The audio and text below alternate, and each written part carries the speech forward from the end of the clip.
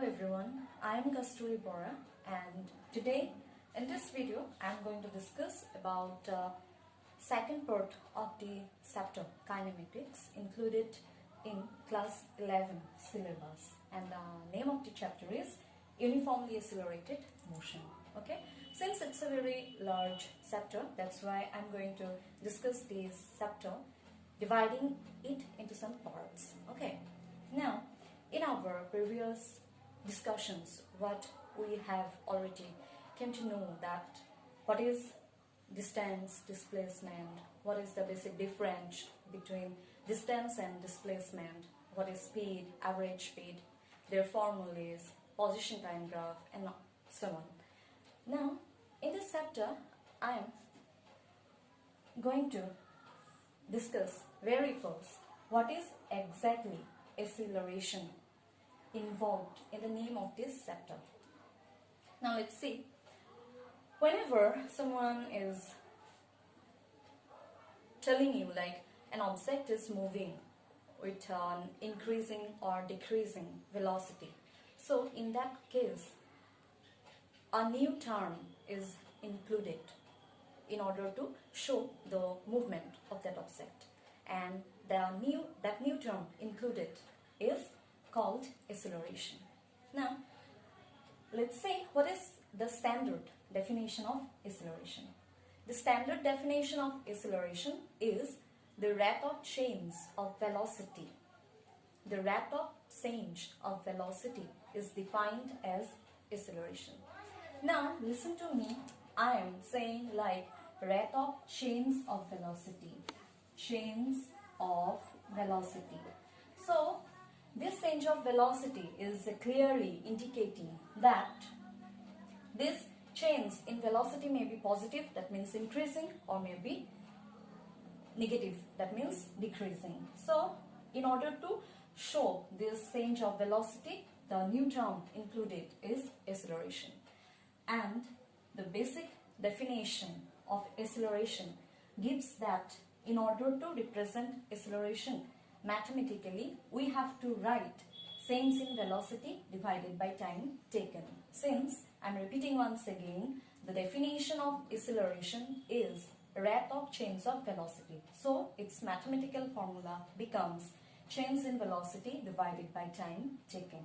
See here, I'm using a symbol like a triangle. This is a Greek symbol known as delta. Okay, it is known as delta. And this symbol always represents what? Change. So acceleration is equal to change in velocity divided by time taken by the moving object. Now let's see what is the symbol that we used to represent acceleration. The symbol that we use to represent acceleration is small a. Okay? And acceleration is a vector quantity. Now let's see why acceleration is a vector quantity. From this formula, it is clear that since velocity is involved in this formula of acceleration, which is a vector quantity, that's why we can say that acceleration is also a vector quantity. Now, why velocity becomes a vector quantity? We have to find out the reason. If someone is telling like a car is moving, then we may ask him or her that with which direction, with which velocity that car is moving, or in which direction that car is moving. So the answer given by us will be proper if we mention like that car is moving with a velocity of 50 km/h due east. তেতিয়া আমাৰ আনসাৰটো কি হ'ব? Proper হ'ব যে কাৰখন 50 km/h ভেলোচিটিৰে move কৰিছে কোনটো ডাইৰেকশনত? East ডাইৰেকশনত. সো ইয়াত ম্যাগনিটিউড ডাইৰেকশন দুইটা ইনভলভ হৈ আছে, that's why velocity become a vector quantity. Velocity এক্সিলাৰেশনত ইনভলভ হৈ আছে কাৰণে acceleration become a vector quantity. Now let's see what is the unit of acceleration. So এক্সিলাৰেশনৰ যেটো ফৰ্মুলা হেতু চালে আমি তাৰ কি পাম? ইউনিট পাম. সো তাৰ ফৰ্মুলাত ওপৰত আছে velocity. So velocity unit put কৰো meter per second.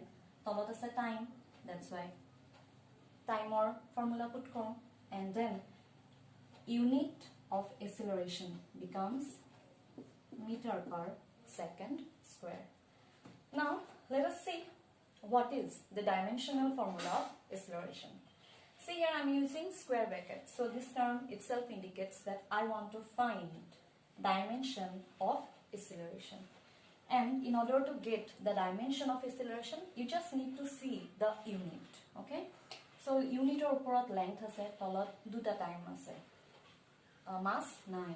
That's why I will write like m0 mass length to oporot ase, so eta term ase length or l1 divided by hoy ase time, keta time or term ase duta, that's why t to the power minus 2. So this will be the dimension of acceleration. Okay.